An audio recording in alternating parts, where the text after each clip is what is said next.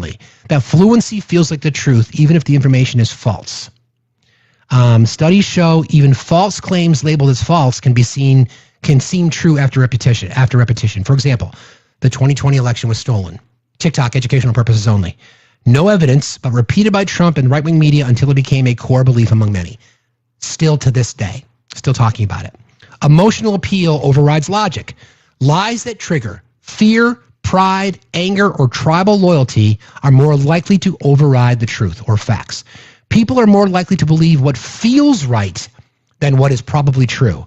Emotionally charged lies embed themselves deeply, especially, example, immigrants are taking your jobs. Simple, emotional, and false, but powerful. Immigrants, rapists, unalivers, criminals. We know it. We know what the data tells us. We know what the actual truth is, but it's worked and it was effective. Here's the thing, though. Here's the counter to that. When you fire up your base, I'm going to talk about immigration specifically as it relates to this. When you tell your base about immigration, right? And then what they're seeing on the streets are unmarked cars, mask-wearing ICE agents, all these kinds of things. And then they're finding out that it's not the criminals that they're going after, right? It's innocent people. It's in some cases, it's American citizens. In some cases, it's children going to Home Depot, going to Target, waiting outside, going to court hearings because they complain that all they've got to do it the legal way. Well, the legal way would be going to court. And they're seeing people that are thrown into alligator Alcatraz. Even some hardcore MAGA are like, wait a second, what the fuck is this? People that are the Trump, remember the Trump burger restaurant? The guy just got picked up by ICE and deported, right? So they're starting to see that that's not exactly what they were told. And the polling reflects that.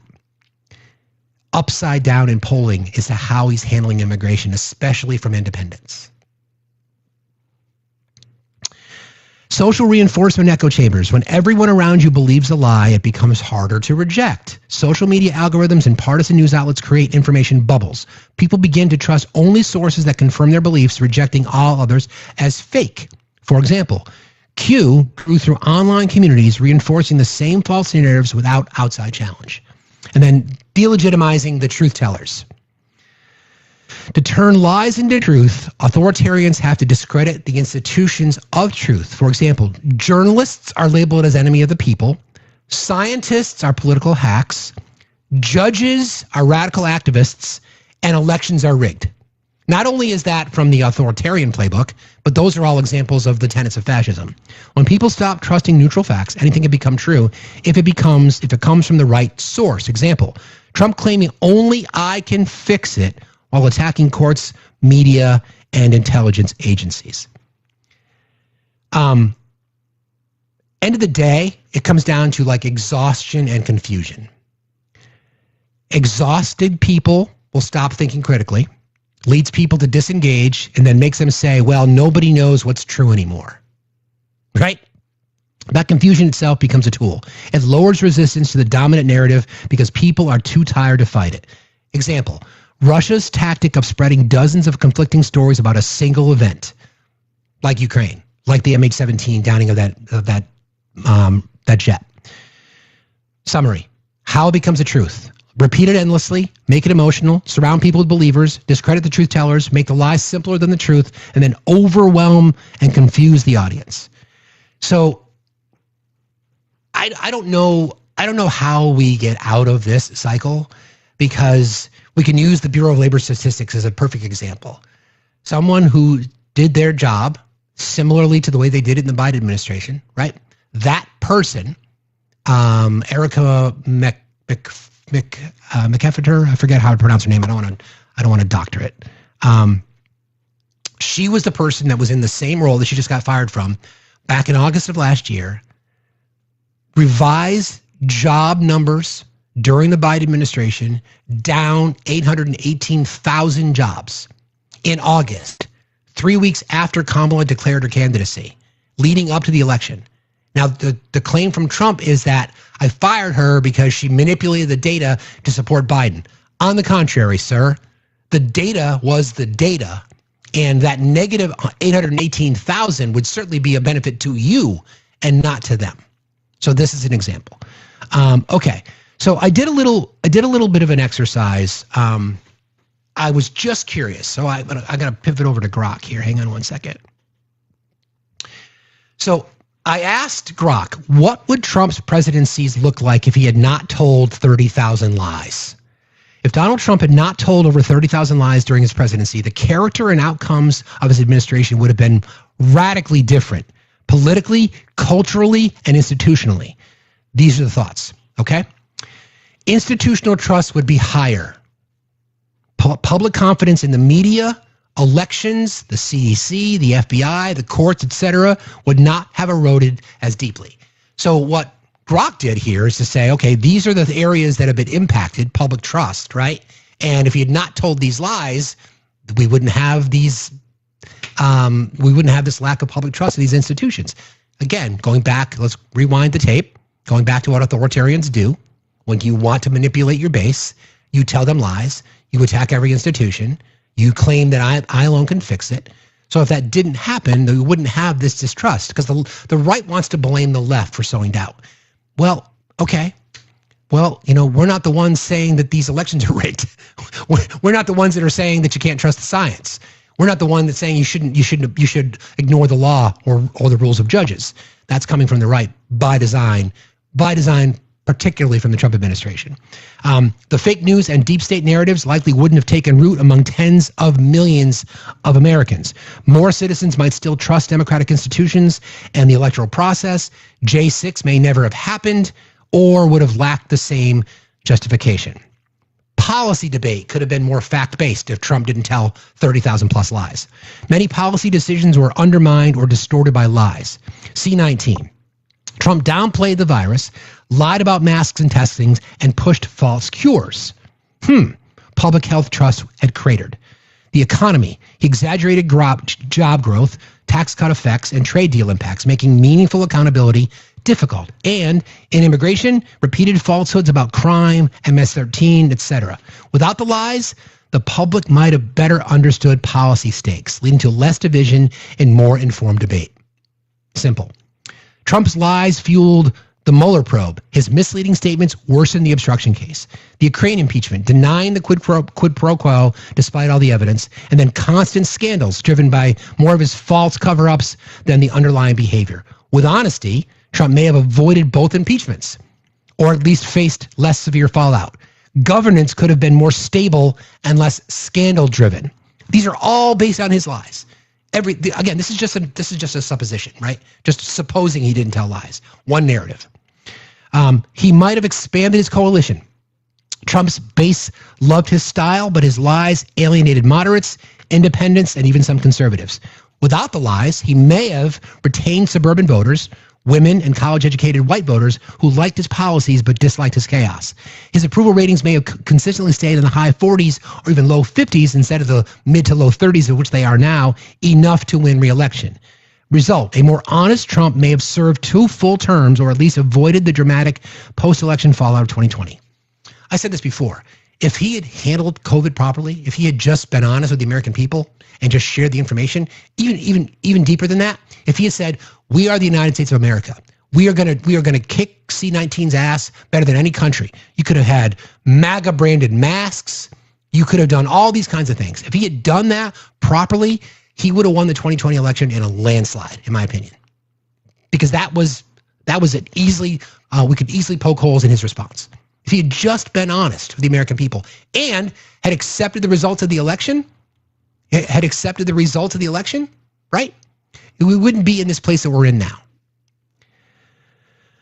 His lies about the rigged 2020 election, Black Lives Matter, immigrants and Muslims, Antifa and socialism led directly to increased political violence, conspiracy culture, the radicalization of his base. Without these lies, the U.S. may not have seen the rise of Q, Proud Boys normalization, the radical right, or widespread vaccine denial. I think it's safe to say.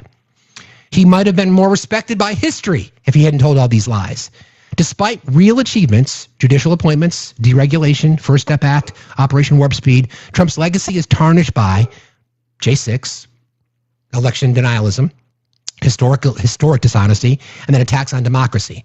Without 30,000 lies, he may have been remembered as a disruptive populist with a controversial but impactful agenda rather than a democratic threat. So I think it's fascinating to kind of go through that exercise because it's all based in the fact that his entire movement and the conservative agenda is based on lies. I mean, you've got members of Congress literally standing there saying that it's a lie. Everything that the Democrats are saying is a lie. That the Republicans are painting the Democrats in Texas as lying to the Texas voter about why they're leaving. No, they're leaving to defend their voters. They're leaving to defend democracy.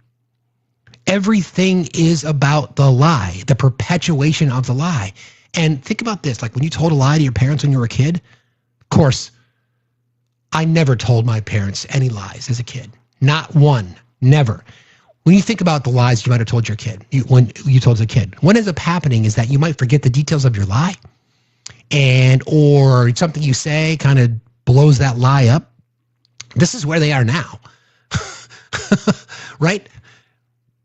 Without DT's lies, we would have never heard of him, so this is ridiculous. Without DT's lies, we would never have heard of him, so this is ridiculous.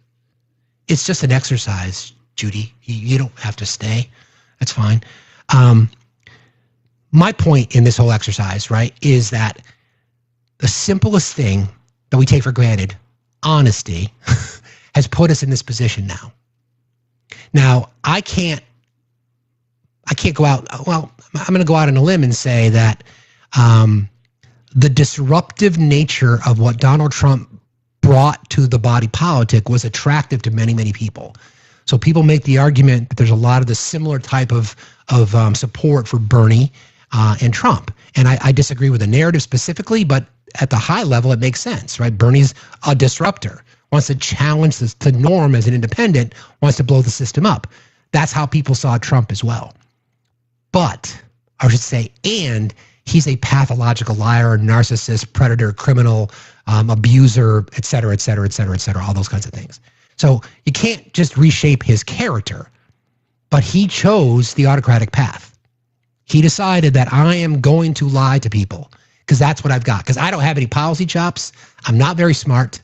I have aligned myself with people in the past that most people don't like. I don't have a clue how to govern. I just want to rule. I want to make money. I want to figure out how to grift out the American people. So I can't be honest with people about that. So I'm just going to lie to them. And eventually, if I tell enough lies,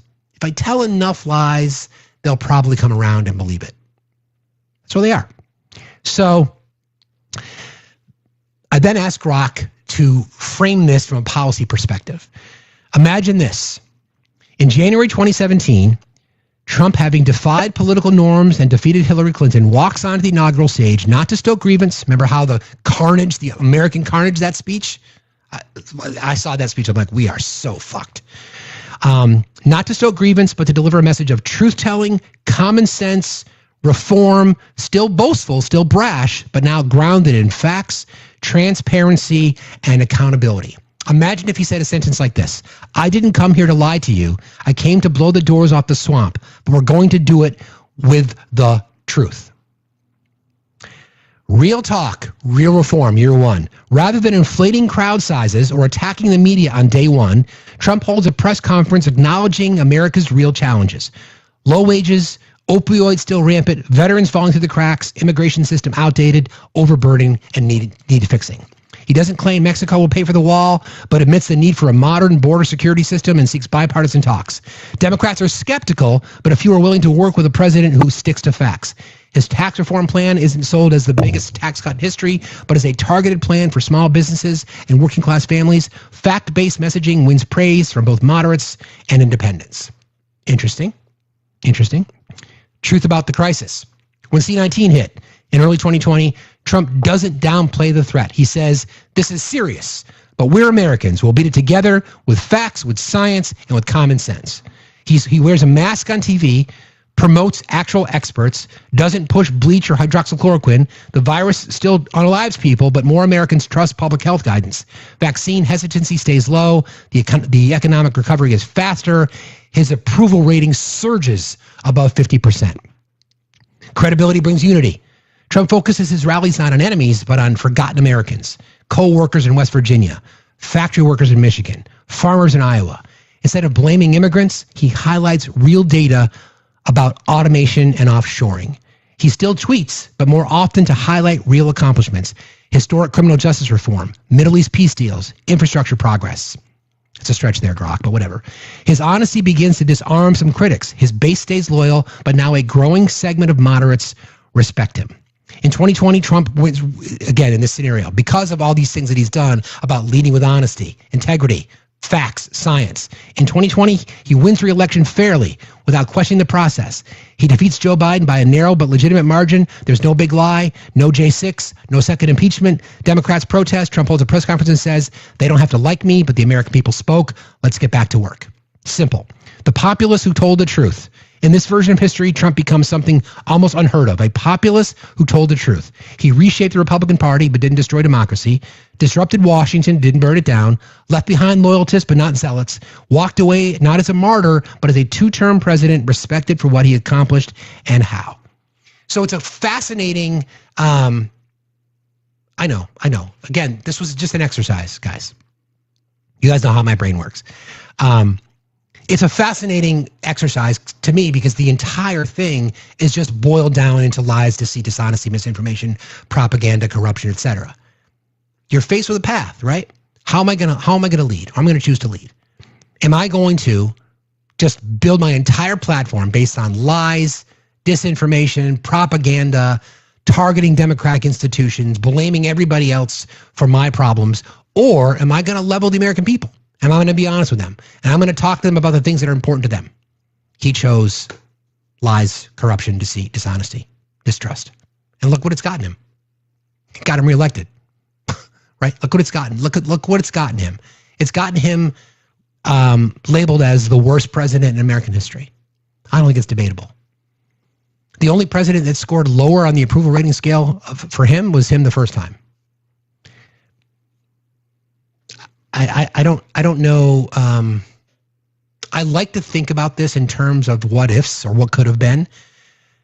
It was a simple choice that the Republican movement made, which is why the Christian nationalists in our government and those who want to reshape our country to be a Christian nation, because it's not.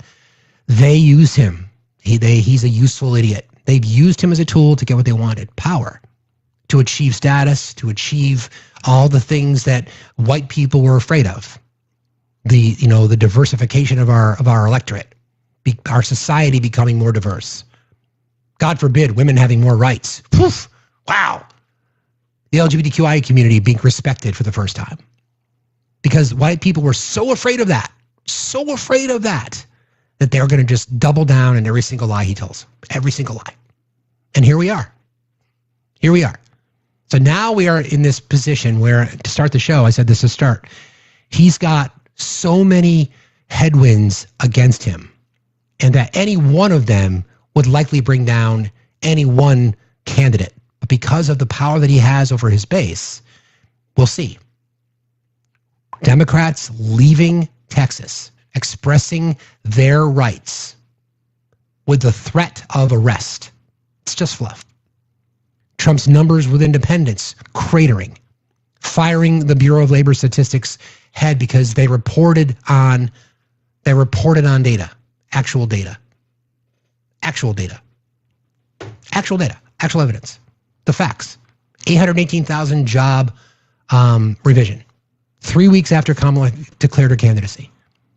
And doesn't want to talk about that though, does he? Of course not. Truffer, I sent you an invite because, again, if I'm telling lies, I'd like to know what they are. Okay. Let me see what else here. That was a lot, but I'm not sure if that was beneficial to everybody, but I just thought it was an interesting exercise because there was a choice that was made. It's one thing. Yeah, I know. Facts are a fireable offense. Exactly. Truth is a new hate speech. Right. So, we live now in a world where the expectation is we're going to be lied to. What was this? I mean, he went out just yesterday. He went out yesterday and said that you shouldn't believe anything. You shouldn't believe the data. How do we know what numbers to believe? Right? How do we know what to believe? Let me see if I can find the sound for that. I wasn't expecting to play that today, but I will. And then we'll talk about Nancy Mace. And then we're going to talk about the nuclear reactor on the moon, because we have nothing else that's really important to us. But yeah. Let me do this first.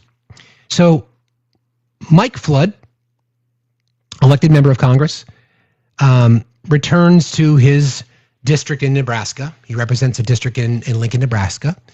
And he has been, this was yesterday, he's a hardcore Trumpy, hardcore MAGA. And as we've seen from a lot of these town halls that are spreading across the Republican landscape, it's not being very well received. Okay, so here's the sound. This is nuts. My question is fiscal. With $450 million FEMA dollars being reallocated to open Alligator Alcatraz and $600 million taxpayer FEMA dollars being used to now open more concentration camps, and ICE burning through $8.4 million a day to illegally detain people, how much does it cost for fascism? How much do the taxpayers have to pay for a fascist country?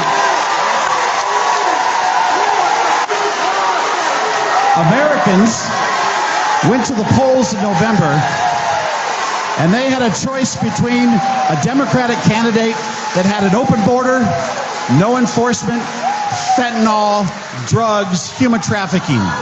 And they had a choice. The script, right?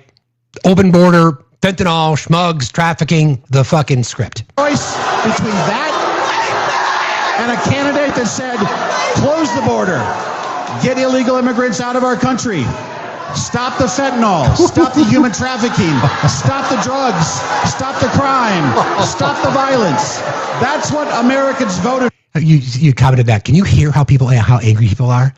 Can you hear how angry people are? Now, my next question is, are every one of those people who are fucking irate gonna show up and vote? We'll find out. Americans voted for a border that is secure. And I support the president enforcing our immigration laws. I have read a dozen or so books on authoritarianism and fascism. You said in Seward that you were not a fascist. Your complicity says otherwise. Have you ever spoken out against this administration and its Project 2025, which is a fascist machine? Fascists don't hold town halls with open question and answer series. That is Mike Flood. I don't know if anybody who's listening today is in his district, but that was beautiful. And again, the scripted answer. The American people voted for against open border policies and drugs and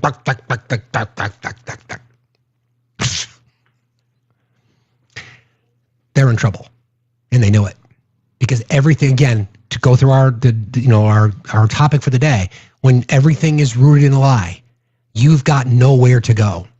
And when you're losing your voices, when you're losing your support, when you're losing the foundational elements of the need of an autocrat to control the narrative, they are losing control of the narrative, and they know it.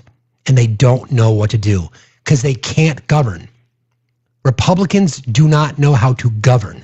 They think they know how to rule, but they do not know how to govern. So instead, what they'll do is they will blame everything on anybody they can, and their voters are too stupid to know any better, are too dumb to know any better. I've mentioned this to you guys before, right? The things that we need to prepare ourselves for. Don't forget, the government shutdown is scheduled for the 30th of September. Continuing resolution was signed back in March, I think it was. Chuck Schumer got a lot of heat, rightly so, for agreeing to the spending cuts, not wanting to shut down the government. We'll see what happens, right? Because now, here we are, again, gonna need Democratic support because you got the filibuster. Gonna have to get Democrats to jump on board, or the government shuts down again. So what do we do? How do they process this? How's that going to work? Who are they going to blame? Remember, the majority party in the House are Republicans. They don't need a single Democratic vote. So if the government shuts down, it's on them. It's not on the Democrats. It's not on any of them. It's on them, not the us. Hey there, welcome back. How are you? Well, hello there. I'm so happy you played that audio. Right? Let You me are. That's tell right. you. I forgot. You're a Husker. I forgot. You know what? Husker Nation, stand up, okay? I may live in Arizona, but that will always be where my people are because of that, right? And I want to just let the chat know, if you're interested, the fact that people in that district are showing up for that, and you've taken them out of their Nebraska nice. Yeah, it's significant, right? Like people who aren't from there or don't understand it, like Moth would know, right? Our Moth would know. Yeah, it's do not sleep on that, because that guy Flood, I do believe, because that is my old district. Like, I lived in Lincoln. I think Trump won there by plus 20 and plus 16, or either that or Flood did. Like, it's red. Lincoln is ish blue, but yeah, they're not like the blue dot in Omaha. Like, it's hard to be. So the Omaha, so Nebraska, like Maine, divides up electoral votes, correct? Yes, correct. Yes, we have Omaha is that one district that usually votes blue. Yes, right? yes, like yes, the one that we got the one blue dot, but there's a lot more blue in Lincoln than a map would suggest. Sure. And also, a lot of my family, of course, is still back there. And I've noticed a trend happening with my aunts and uncles who maybe had traditionally been very, Reagan Republicans. My parents were, they're done. My mother is rabid about this. I mean, she has been. Like, she's never voted for Orange Guy, the felon. But just just anecdotally, I feel like that's a good straw poll, because my family's pretty large. My mom's got 13 brothers and sisters, and they all live in like around the area, Fremont, like kind of the more rural parts. And just, yeah, the temperature is changing a bit. It's going a little more purple-esque in Husker Nation, and I'm just here for it. And it was very satisfying for me to see that headlining on Matt Out last night. I was like, whoa, yeah. I know, it is interesting. Like, I mean, well, you and I have talked about this, about the broken brain, and when you root everything on, or when you base everything on lies, and then the lies are now kind of rolling uncontrollably, right? So the question is, and I got to reach out to Daniela, see if I can get her to come back and talk to us about what happens when the walls of the cult start to crumble, because that's what you're seeing, right? You're starting to see people just like, wait a minute, we were told we're going to get the Epstein list, we're not going to get it now? Like, why are we not going to get it? So also then, does that mean, does that give license to people who believe this to say, maybe I should start questioning other things? Like, I'm not expecting that to happen for the 15 to 20 million dedicated, hardcore, red hat wearing MAGA, but others will. And we're seeing that polling from independents. They're just like, I'm done with this shit. I mean, 65% of independents oppose what Donald Trump is doing. 65%. Right. You cannot win. You cannot win without that. You can't. Period. I'd be so interested to hear what Daniela has to say about this, because in the work I do, what I hear from a lot of my clients that I work with who are deconstructing, is it's not necessarily the like one thing that flips the switch. There's kind of like a tipping point for them, right? They're whatever that one thing is, it's not the one thing that did it. It's the culmination of many things that they've had to suppress and wrestle with and pretzel around. And then there's just like at one point, and I quote this a lot because a client said it once and I was just like, wow, I get that. They're like, the cost of belonging became too much. Whatever it was for them, it just that. So I think it's interesting to me that this E-Man stuff is that cost of belonging. It became too much. Now we're literally out there saying being a P3DO is okay. Like we can't fix our brain this bad. Like, we just can't. So I don't know. I would love if you could get Daniela to join, because I have clients that follow her. They love her. Yeah, I mean, we're talking about Daniela Messenick-Young. Daniela, she's become a friend of the show. She survived the Children of God sex cult, and she joined the military, and she talks about how they're very, very similar, these high control environments, as she describes it, and what it was like. And when there are certain things that happen, I always think about what she's thinking. Yes.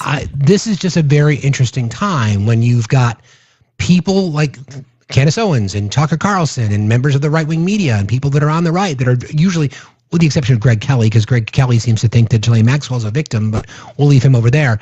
But many other people are just starting to question this, like, why? I mean, you even got the shaman guy, like telling him, exactly, like, what? Okay, exactly, did not have that on my bingo card, but okay, that's exactly right. I mean, that's exactly right. You know, if a reality show was what he wanted, it's what he's getting. Because I'm staying tuned in. I mean, I would anyway. Yeah, and the what about Biden thing doesn't really work anymore because the right seems to think that we're going to defend a Democrat because they're on the list, and I'm like, yeah, nope. Your lack of empathy is not the flex you think it is. So I don't know. Exactly. I don't know. It's going to be an interesting ride, my friend, but I'm always here for it. I got to run and do capitalism stuff and go heal some Appreciate folks, you. But Talk to you later. See you. You betcha. You too. Whee! All right, bye. Yeah, exactly, Francis. MTG, the one freaking us all out. I totally agree. But that kind of leads me to the story I wanted to talk about Nancy Mace, because MTG, Nancy Mace, others have been doubling down on trafficking. They've used their platforms to be hateful towards the trans community in particular, but they've rooted a lot of their beliefs in protection of women, protection of children, to avoid predators, even though they've identified predators as the wrong group of people. It's people within their own party. Well, she has thrown her hat into the ring to run for the governorship of South Carolina. So that could mean bad news for the state of South Carolina, but good news for Congress if she's gone. It's somebody like that, right? So maybe she's made this decision to say, I need to get the fuck out of Washington and go back home so I can be a hateful psycho bitch in my state and not have to be cornered by the media in the halls of Congress from the stupid ass fucking shit that I say. There's also reporting potentially that Lady G, Lindsey Graham, is also considering running for the governorship of South Carolina. I say this to you because the map is going to be very interesting, the congressional maps over the next couple of years. There's a problem though, and I want to call this out because the Supreme Court, this is reporting from Politico, has just dropped a hint about its next big voting rights case. In a pending case on Louisiana's congressional map, the justices ordered briefings on whether it's constitutional or intentionally drawn, in a pending case on Louisiana's congressional map, the justices ordered briefing on whether it's constitutional to intentionally draw majority black districts. Now, the Voting Rights Act was put into place so that minority districts cannot be gerrymandered based on race. And now white districts in Louisiana saying they are the ones that are being discriminated against based on maps that are drawn in support of the Voting Rights Act. It's fucking wild. So I say this to you because if the Supreme Court gets their hands on the Voting Rights Act again, and they start to say that, oh yeah, you can certainly gerrymander districts based on race, knock yourself out, then the right will gerrymander districts so badly that the Democrats will never win the majority in the House again. That's how extreme this is. Let me say that again. If the Supreme Court goes in and starts cutting protections in the voting right, let me just read you the story. Supreme Court said Friday that it will weigh the constitutionality of a common form of redistricting used to protect the voting power of black and Hispanic voters, the drawing of congressional districts where racial minorities make up at least half the population. Experts in election law said the move signals that the court may be poised to further narrow the Voting Rights Act. In a terse order issued Friday evening, the justices called for briefings on whether the intentional creation of a second majority minority congressional district violates the 14th or 5th Amendment to the Constitution. The order came in a case challenging Louisiana's congressional map, which contains 2 majority black districts out of the state's 6 House seats. The court heard arguments in the case in March and had been expected to rule by June, but on June 27, the justices punted the case into their next term and ordered that it be re-argued. Friday's order loosely sketches the terrain in which the justices want further arguments. The claim that the long-standing practices of drawing majority-minority districts under the Voting Rights Act may be unconstitutional because of its focus on race in drawing district lines. The voters challenging Louisiana's map had already advanced the constitutional claim in this case, but the justices' call for further briefing on the issue suggests that they want to consider the claim more fully. Section 2 of the Voting Rights Act, a landmark law passed during the Civil Rights era, generally prohibits race-based discrimination in voting laws and practices. In redistricting, the law is used to protect against racial gerrymandering that would unfairly dilute the voting power of racial and ethnic minority voters. States across the country routinely seek to comply with Section 2 by drawing congressional districts where minority voters can elect their chosen candidates. Louisiana's previous map contained only one majority black district, even though black residents make up about a third of the state's population. After a court struck down the map for likely violating the Voting Rights Act because it diluted the power of black voters, the state's Republican-controlled legislature drew the map with two majority black districts. A group of voters who identified as non-black challenged the new map. That's the case that's now before the Supreme Court. A ruling overturning the current map could result in Republicans picking up an additional congressional seat in Louisiana. The state's two majority black districts are both represented by Democrats, while the other four districts are represented by Republicans, and they're white. But if the court issues a sweeping decision that curtails or outlaws the use of race-based redistricting as a method to protect minority voters, the effects will spread far beyond Louisiana. So, to summarize that, if the Supreme Court rules that, yeah, you can use racial lines to gerrymander, then I don't see how it's possible that Democrats could ever hold power in the House again, period. So what can we do about it? I'm sure that there is already a massive team of some of the best legal minds in our country. I think, what's his name from Democracy Docket? Mark, what's his name? You guys know because you're the smartest chat on TikTok. He's out on Mark, what's his name? Mark Elias, thank you. Mark Elias is out there with his group, right? I'm sure they're out there defending this because this is huge. And claims by a lot of the Democratic lawmakers in Texas are that Texas Republicans are already violating the law. Similarly to what happened in Alabama, right? Violations to the Voting Rights Act were made in Alabama because of the way in which they minimized and disenfranchised Democratic voters, primarily voters from the black community. So they got sued. They lost. They were told by the Supreme Court to change their maps. Alabama denied it, didn't do it again. They got sued again. They lost again. Finally, an independent body had to come in and redraw the maps. So if the Supreme Court wants to go in and say, yeah, you know what, you can't do that. Yeah, that's fine. Then that's the ball game. That's the entire ball game. So I don't know what's going to happen with that. We're not going to hear it until October, and we likely won't get a ruling on it until likely the end of next term potentially. Who knows? Based on how the Supreme Court works, we don't know. But that is a real problem. If the court issues a sweeping decision that curtails or outlaws the use of race-based redistricting as a method of protecting minority voting power, the effects will spread far beyond Louisiana. What the court seems to be asking, without directly saying it, is whether or not Section 2 of the VRA, Voting Rights Act, at least as to how it has been applied to require the creation of majority of minority districts in some circumstance, violates a colorblind understanding of the Constitution, said Rick Hassan, a UCL law professor. Other legal scholars noted caution, suggesting that merely raising the question does not signal the court will ultimately gut Section 2. In a landmark ruling in 2013, the court struck down a different provision of the act that determined which jurisdictions had a history of discrimination and needed to get federal permissions before changing their voting laws. So, again, a lot of these things are going to come down to the Supreme Court, right? Like I don't have a lot of faith, but this is a big one. And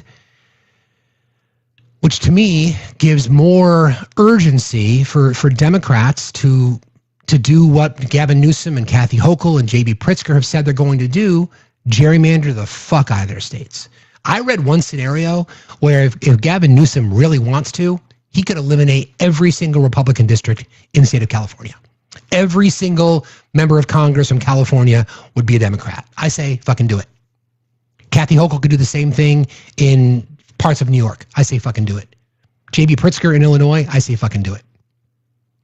Do it. Do it. And again, friends, if they don't do it, they've gone public. I don't see how it's possible for any of them to not do it now. Whether the Republicans want to move forward with it or not, fuck them. Do it.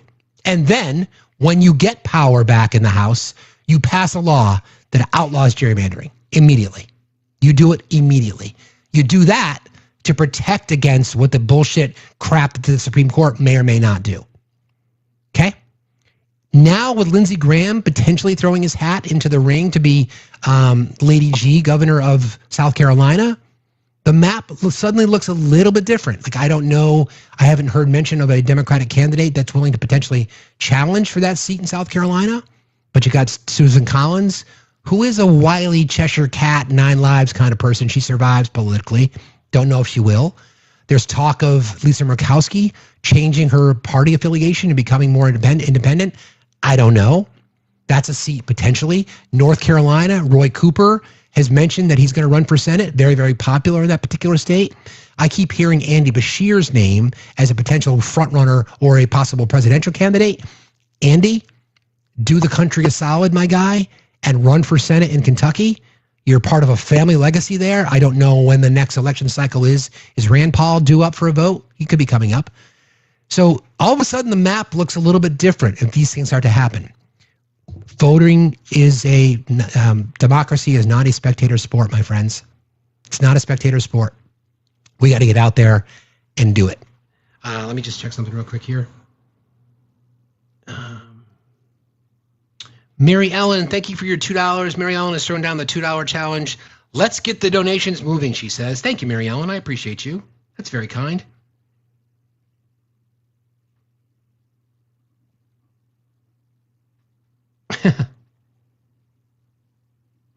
Stay hydrated. Paddle, thank you. Stay vigilant. Stay hydrated. Thank you for your $8.88. I appreciate you, my guy. Thank you so much. Let me adjust this then.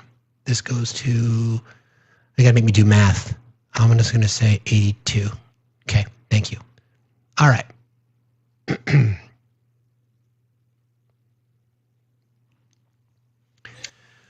Good morning, Mama. How are you today? I'm doing okay. How are you? Fine, thank you. What's on your mind? So I haven't been on TikTok for a few days. I just had to take a break, and I'm not sure if you've talked at all about insurance and with this stupid bill.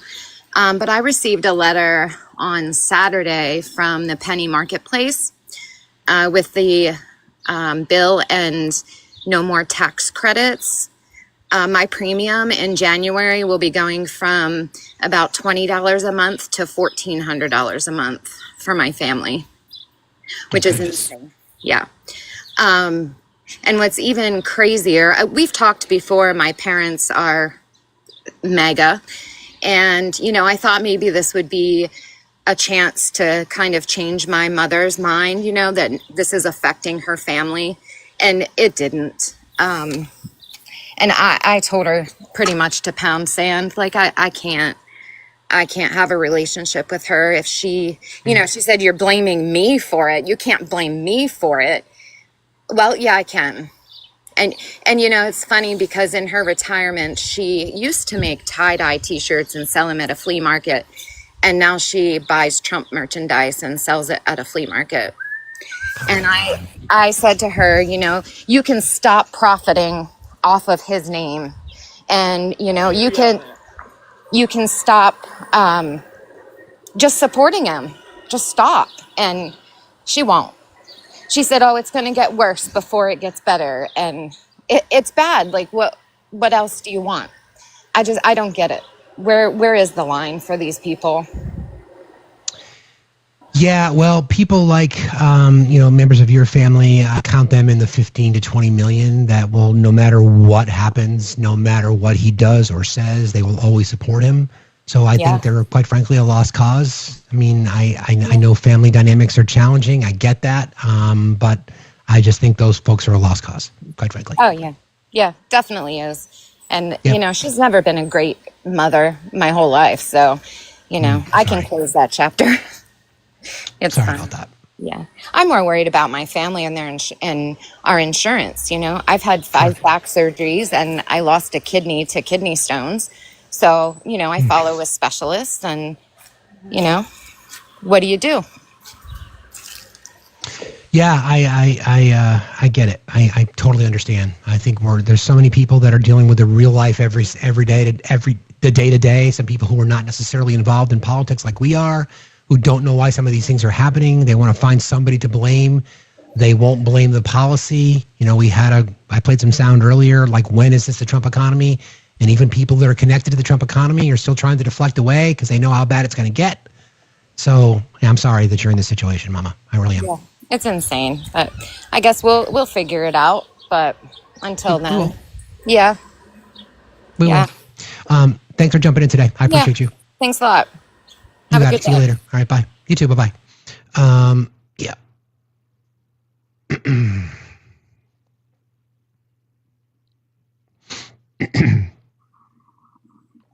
Hi, Jolie. How are you? Good. How are you? Sorry I joined. Fine, thank you. Accidentally. I was tapping. Oh, that's no problem. I appreciate you. Have a good day. Have a good day. You too. Bye-bye. Thank you, Mods, for this. So this just came across. This is this is crazy, you guys. Remember, James Comer decided to delay and initially wanted Ghislaine Maxwell to come and testify before Congress. Delayed that, pushed it back until after the Supreme Court hears her appeal. Remember, she's appealing not that she's innocent, but that she should not have been sentenced and or tried the way in which she was because of the non-prosecution agreement that was signed by Jeffrey Epstein back in 2007 or 8. That basically would mean no co-conspirators can be punished, whatever that might be. Bullshit. Well, now Comer has subpoenaed the Clintons, Trump's DOJ, and House Oversights. Comer subpoenas the Clintons, Trump's DOJ, and House Oversight Epstein probe. Others subpoenaed Tuesday include former FBI directors and attorneys general.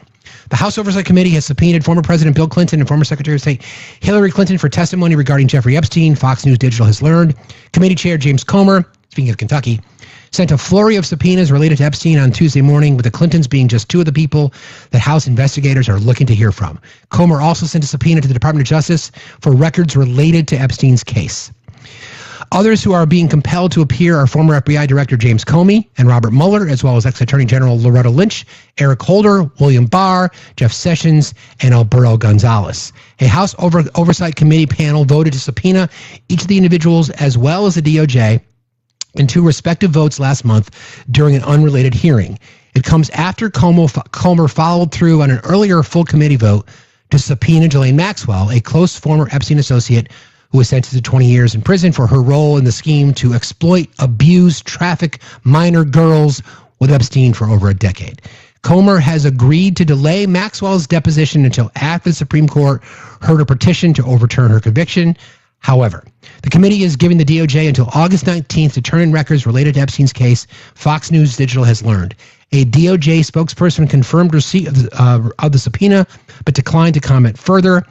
Hillary Clinton is being compelled to appear on October 9th, and Bill Clinton on October 14th, according to letters sent to both of them.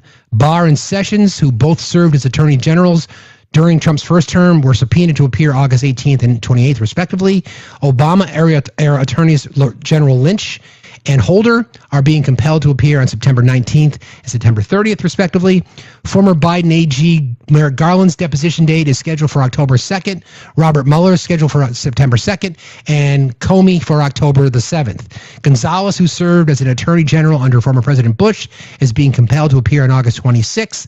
It's not immediately clear how much information in the subpoenas will yield or if those subpoenaed will cooperate. The late P3DO Epstein committed himself unalive, blah, blah, blah. The division stemmed from a DOJ memo released in July that said the systemic review revealed no incriminating client list. There was no credible evidence found that Epstein was blackmailed or was blackmailing prominent individuals as part of his actions. We did not uncover evidence that could predicate an investigation against uncharged third parties. Far-right figures like Steve Bannon and Laura Loomer have accused the DOJ of mishandling something that's been long seen as a priority for Trump's base. Trump has stood by AG Bondi, however, and has directed her to release credible evidence related to Epstein and a bid to quell the infighting. Bondi had Deputy Ted Plenty, you know the drill.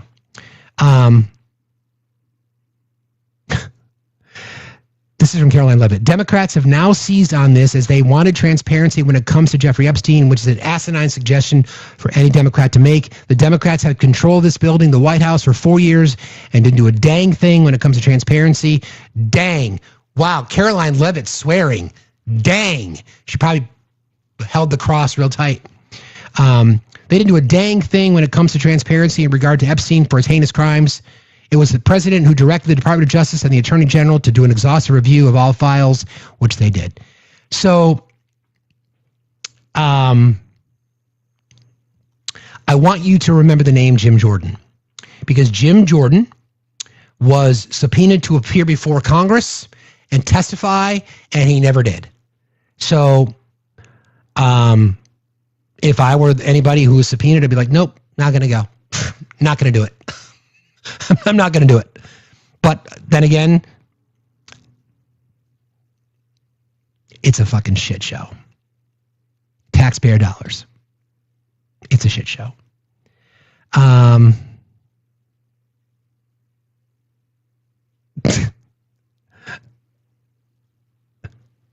Sorry. Anywho. All right, I've got to wrap a little bit early today. Apologies, a couple of days, a little bit of capitalism, but I want to leave you with this. Listen, we go through these examples of how destructive lies can be. Now we know that honesty is the best policy. White lies, it happens in our life, but when you base your entire political directive based on lies, misinformation, propaganda, distrust, disloyalty, rhetoric, blah, blah, blah, blah, blah. When you're now faced with, you're getting the reckoning because people in your community are tired of your lies, because truth is not the new hate speech. It's really, really not. It's really not. And they're going to have a lot to address when this comes out, right? When the information becomes public, and it will dribble out. There'll be whistleblowers. There'll be people that'll sneak information out. There are people that are resigning from the Justice Department. Actually, before I leave, let me play this. So this was a person who recently was fired from the Department of Justice. And I just like the way she tells her story. Okay, here you go. Her name is Patty Hartman, and I'll close with this today.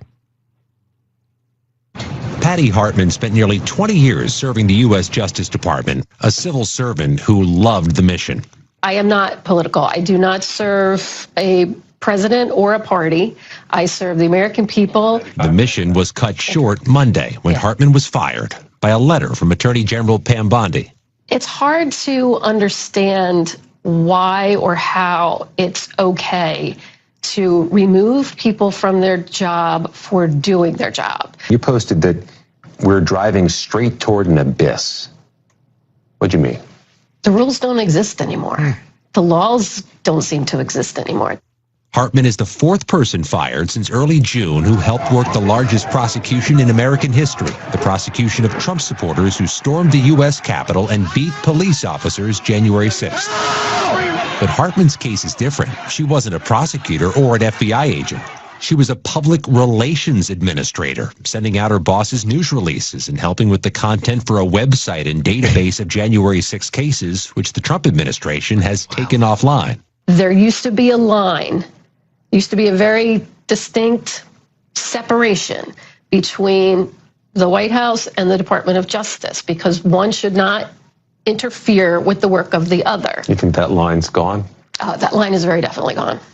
The other three recently fired officials were prosecutors who helped the agency secure a perfect 100% conviction rate in January 6th jury trials. That I will faithfully execute. Days after President Trump took the oath, an acting top prosecutor in D.C. fired others who'd worked Capitol riot cases. One of the reasons I want to tell my story is because I want to give voice to the people who also have lost their jobs or who are there and feel powerless to talk about what's going on in the office. Are they fearful? I think a lot of people are afraid for their jobs right now. I think there's no doubt about that.